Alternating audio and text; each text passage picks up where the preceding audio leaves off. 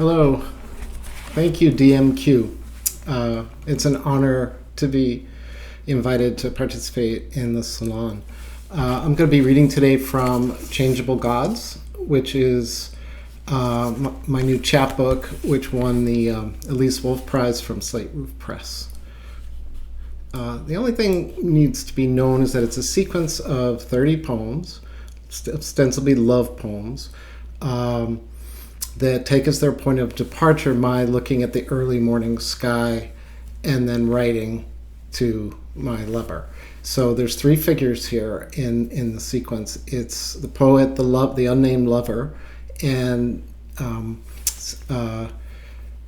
my dear friend Sarah Hannah, the poet who passed away unfortunately in 2007. She's like, think of her as the guiding spirit who moves in and out of the poems. And the book is dedicated to Sarah.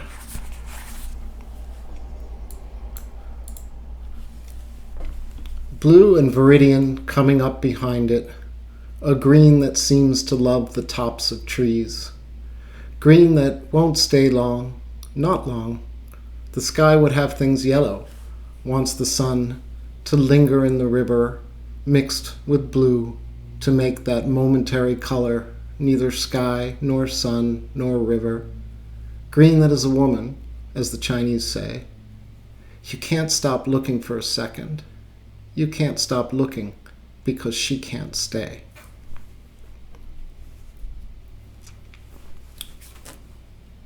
Ultramarine at its darkest point, but not so dark that black trees can't be seen. And soon each branch and leaf, slick from the rain, will have itself lined against the sky. The black cows grazing the pasture along Scotland Road don't mind the water on their thick hides. They don't have minds affected by weather. Hooves in the mud and all that spatter won't stop a cow from reaching down and eating the delicious grass. It won't stop anyone who knows that rain is allowed to be rain and loves it for being so.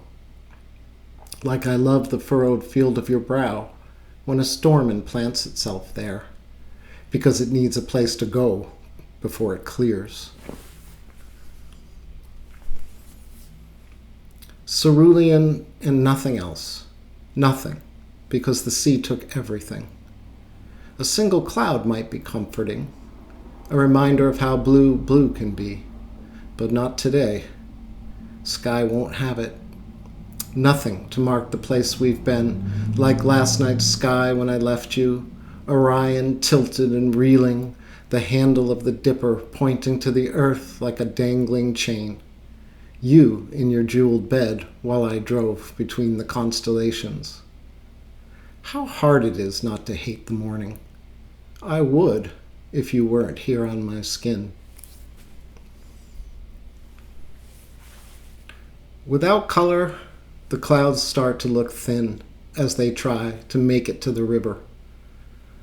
Last night's blurred moon, smoked and yellow, already knew. Why insist on making the sky into anything? People outside seem happy that it's clearing. Some days I admire, some leave me thinking. What had gods to do with Sarah's leaving? Angel or muse would be convenient. Names my lover won't see inscribed in the evening.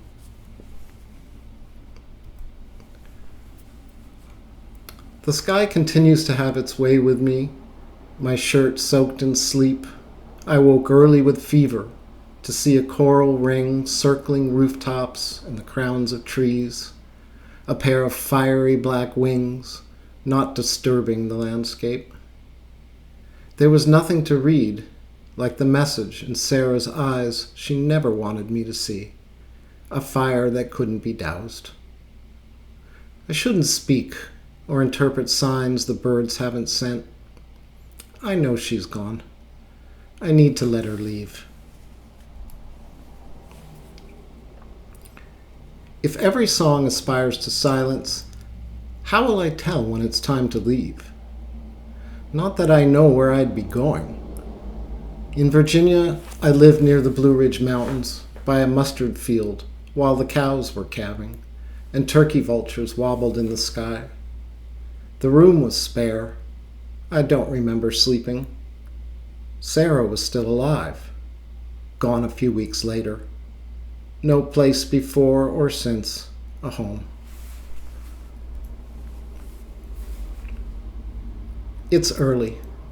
The fog brings the sky to the ground. I'm going to a swamp where dead trees gather, the white swirl no match for their silver skin laced with water taken from the air, nearly all of them still standing.